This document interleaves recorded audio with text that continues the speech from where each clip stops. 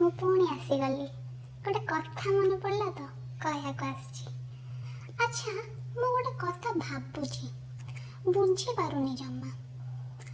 ଏଇ ଯେଉଁ ବାହାରୁ ଆସିଲେ ଏଇ ଯେଉଁ କ୍ୱାରେଣ୍ଟାଇନରେ ରହିବାକୁ ପଡ଼େ, ସେଇଟା ଖାଲି ଆମମାନଙ୍କୁ ରହିବାକୁ ପଡ଼େ, ମାନେ ମଣିଷ ସମାଜ ପାଇଁ ଖାଲି ସେଇଟା ଲାଗୁ, ନା ଠାକୁର ଠାକୁରାଣୀମାନଙ୍କ ପାଇଁ ବି ସେଇଟା ଲାଗୁ?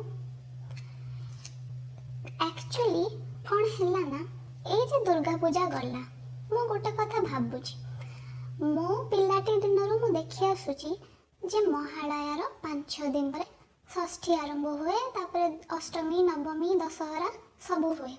କିନ୍ତୁ ଏଥର ଦେଖ, ମହାଳୟାର ମାସେ ପରେ ଯାଇ ଦୁର୍ଗା ପୂଜା ପଡ଼ିଲା।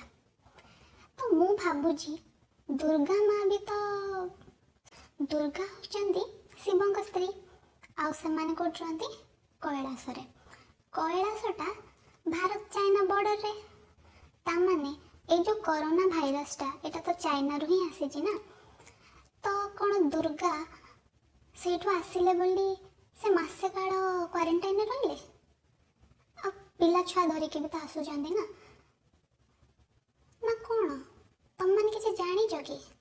ଯଦି ଜାଣିଛ ମୋତେ ଟିକେ କହିଲ। ଆଚ୍ଛା, ଦୁର୍ଗା କୋଉ କ୍ୱାରେଣ୍ଟାଇନ୍ ସେଣ୍ଟରରେ ରହିଲେ? କାଇଁ ଆମକୁ ତ ଖବର ମିଳିଲାନି। ହଉ, ତମମାନେ ଯଦି ଜାଣିଛ ମୋତେ ଟିକେ ଜଣେଇବ ହେଲା। ଆଉ ହଁ, ଆଗକୁ ବି ଏଭଳି ଆମେ ସବୁ ଆହୁରି କଥା ହେବା, ସେଥିପାଇଁ ଚ୍ୟାନେଲଟାକୁ ସବସ୍କ୍ରାଇବ୍ କରିଦେବ।